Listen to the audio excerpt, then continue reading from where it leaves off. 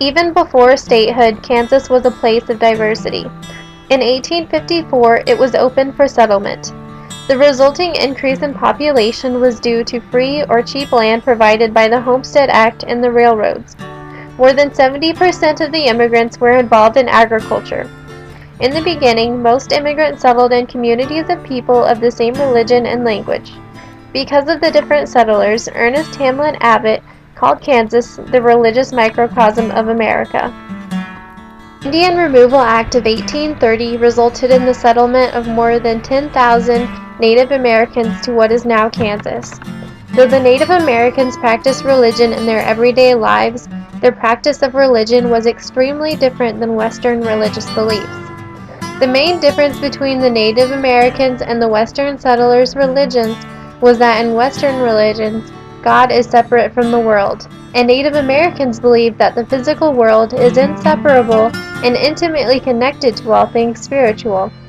While most of the Native Americans were moved to other places in America, it is important to mention that they were some of the first settlers of Kansas. The Presbyterians. Although the Welsh had not experienced great success in agriculture in Wales, they believed America would be a place where they could own their own land and be successful. The Welsh came to America and settled in Emporia. The town adhered to the Welsh's traditional nature. It was illegal to have alcohol or gamble. Anyone who violated the laws had to forfeit their land and leave the community. The main religion in Emporia at this time was Presbyterian, but there were several different denominations. However, it seemed that every member was religious and extremely conservative by today's standards. They were upstanding citizens and experienced great success. 2 businesses opened in the original settlement, a harness shop and a druggist, are still in operation today as a leather goods store and a drugstore. The Mennonites. The Russian Mennonites experienced extreme push-pull migration that eventually brought them to Marion County. One of the main stimuli for the move was the pacifistic Mennonites were no longer exempt from Russian military service.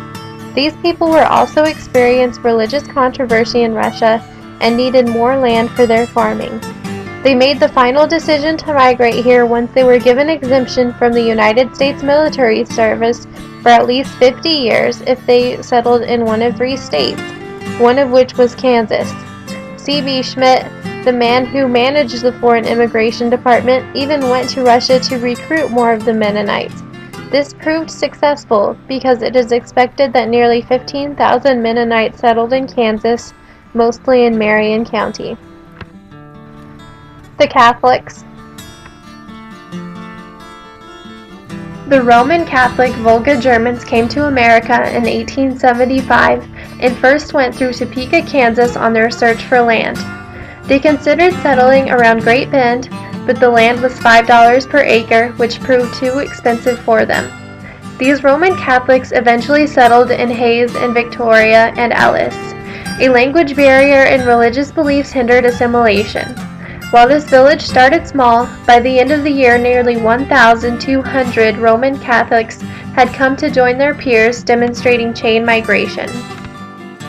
The Lutherans. Famine was the main factor that caused the Swedes to immigrate to Kansas. Some of these Scandinavians formed the Lutheran settlement in McPherson County. In this settlement, the community members were expected to be believing Christians and adhere to the doctrine of the Lutheran Church. Other notable Lutheran Swedish settlements were found in southern Saline County and Dickinson County.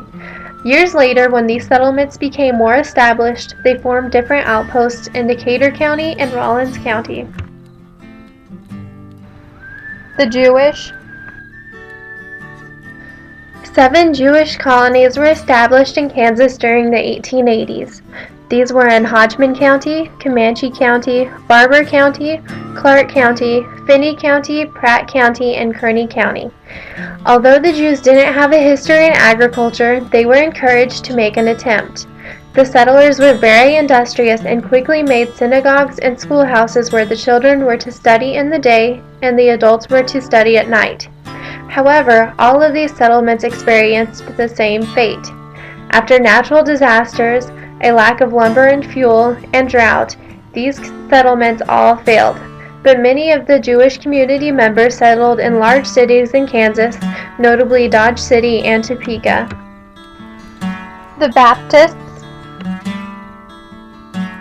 Summer of 1877, 300 African Americans had founded a town in Kansas called Nicodemus in Graham County. This town was fueled by the subsequent Exoduster movement.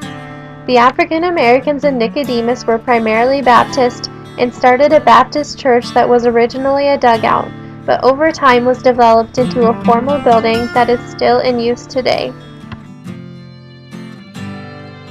The Amish came to Kansas in the late 1800s and formed a town called Yoder in Reno County. It was founded by Eli M. Yoder, the son of an Amish bishop from Maryland. In the center of Yoder, the settlers built a post office and a general store, which are still in use today. Yoder is the largest Amish settlement in Kansas, totaling around 400 people. Several of the biggest religious settlements in Kansas have been showcased in this video. These settlers conquered what was once known as the Great American Desert, but they didn't find a desert in Kansas. They found a land where they could create their own destiny and practice their religion in the fellowship of their communities. President Eisenhower said, "The freedom of a citizen and the freedom of a religious believer are more than intimately related. They are mutually dependent. These two liberties give life to the heart of our nation." It is then fitting that he is also quoted as saying, "I come from the very heart of America."